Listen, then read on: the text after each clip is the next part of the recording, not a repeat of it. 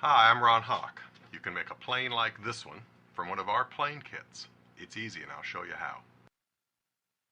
First, gather all the parts together into something resembling a plane. Notice that the top rear corner of the sides and the rear block is identified with a chamfer. The location of the cross pin holes in the sides is referenced from the rear, so everything lines up from here.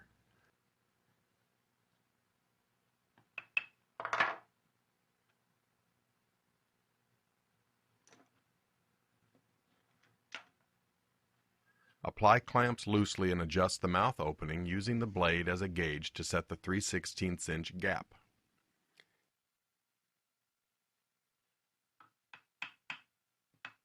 If you slip the blade into place, it should hit the front block about a 1/16 of an inch up from the bottom. This allows for accurate mouth adjustment later. Tap the parts into alignment, flush at the back and all along the bottom. It's important to get this right now, and much easier than it is to correct for misalignment later.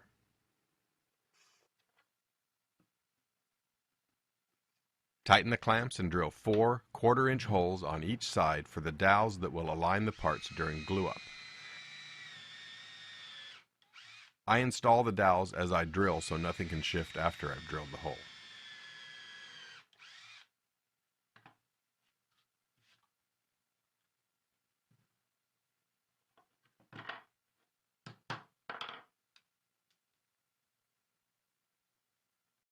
Before removing the clamps, mark the inside of the sides so you'll know where not to apply glue.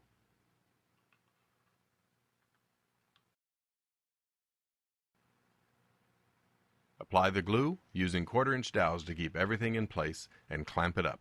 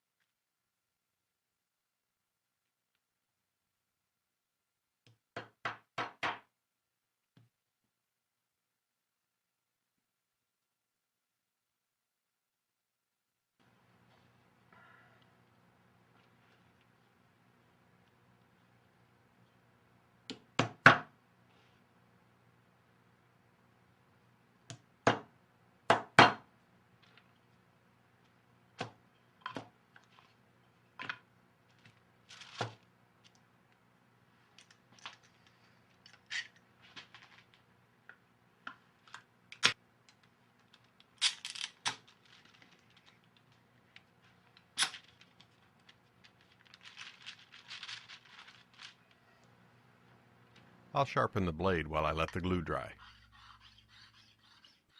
A sharp edge is one where two surfaces, in this case the flat back and bevel of the blade, meet at an intersection with 0 radius, or as close to 0 radius as we can achieve. A blade dulls as its cutting edge radius gets larger and larger, or, if you will, rounder and rounder. So if this makes sharpening seem easy, well, in theory it is. Simply abrade the two intersecting surfaces of your blade with finer and finer grits until the two surfaces meet with 0 radius all along the edge. Use any abrasive method that you may have or prefer, and there are many available. Just remember the goal of 0 radius and work toward that.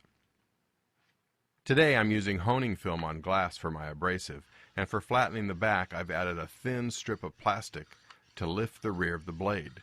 You can use a stainless steel ruler as well. This is known as the ruler trick. This way, instead of flattening and polishing the whole back, I can work on just the 1/4 inch or so back from the cutting edge. This is 80 micron honing film and it cuts through the grinding on the back very quickly. Just a few strokes and it's ready for a finer grit. I've got 15 micron on the other side.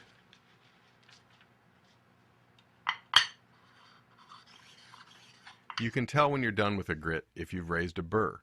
It may be hard to see, but you can feel it with a fingernail.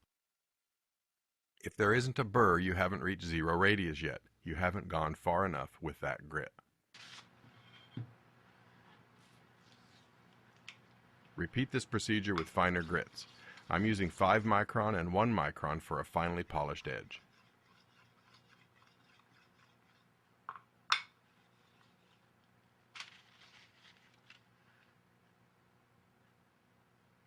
That's plenty sharp.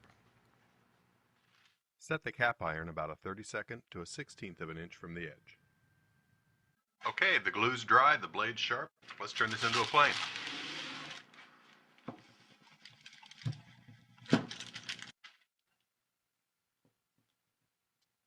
Use a chisel or saw to flush cut the dowels.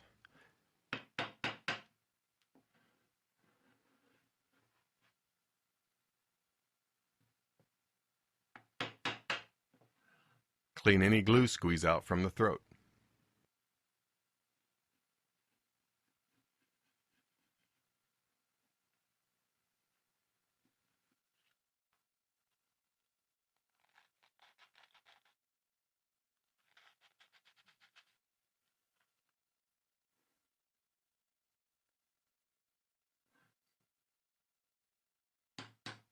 Glue in the cross pin. Apply glue in one of the holes and on the opposite end of the cross pin and tap it into place.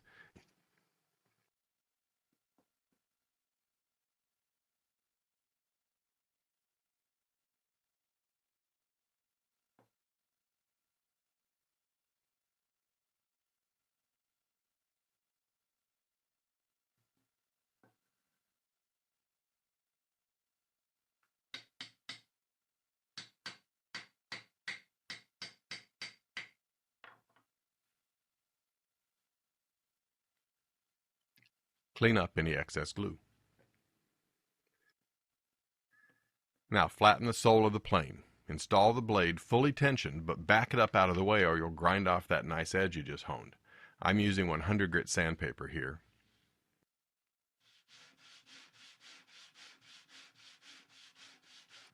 Or you can use a plane.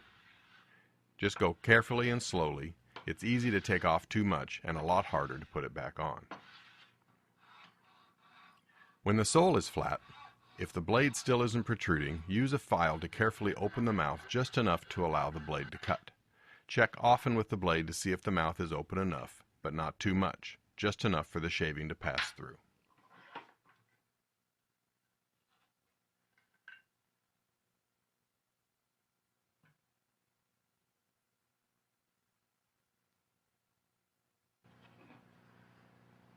Adjusting one of these planes calls for a small hammer. Tapping the blade increases the depth of cut, while striking the rear of the plane will retract the blade for a finer cut and a thinner shaving. Lateral adjustments are done by simply tapping the blade on one side or the other.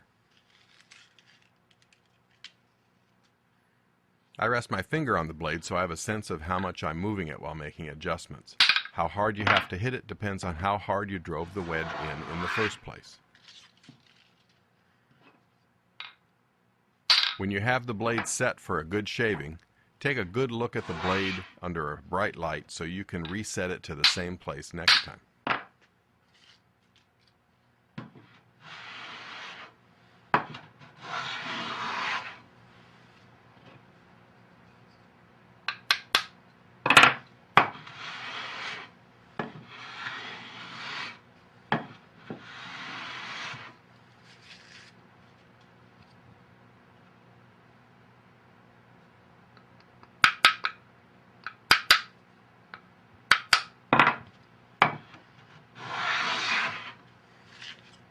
There we go.